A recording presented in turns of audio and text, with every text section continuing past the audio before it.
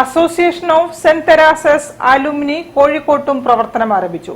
കോഴിക്കോട്, പാലക്കാട്, മലപ്പുറം, കണ്ണൂർ ജില്ലകളിലെ പൂർവ്വ വിദ്യാർത്ഥികളെ പങ്കെടുപ്പിച്ചാണ് കോഴിക്കോട് ചാപ്റ്റർ രൂപീകരിച്ചത്.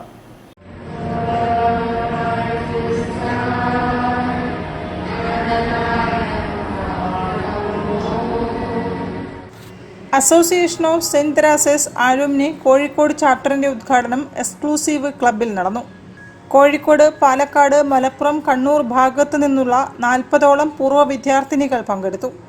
Saint Teresa's college principal professor doctor Alphonsa Vijaya Joseph ഉദ്ഘാടനം നിർവഹിച്ചു.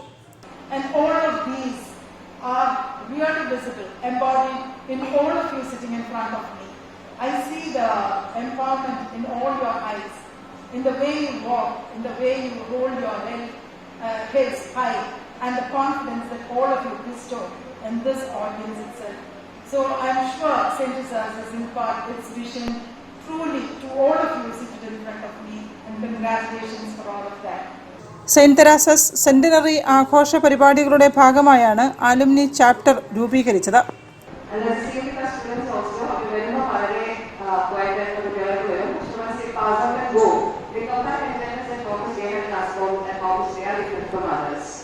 So that is one thing about St. Teresa's. It's a different place, it's a different vibe, and every time when we post activities going in the college, one of the post-meeting, we get a lot of calls from other places and say, oh, so much of activities going on in St. Teresa's. Never in the college, no way, we are not developing anything else other than studies in the learning.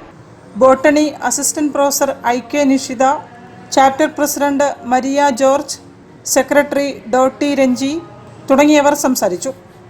News bureau, Kozhikode. കൂടുതൽ വാർത്തകൾക്കും വിശേഷങ്ങൾക്കും കോഴിക്കോട് ജില്ലാ വാർത്തകൾ എന്ന YouTube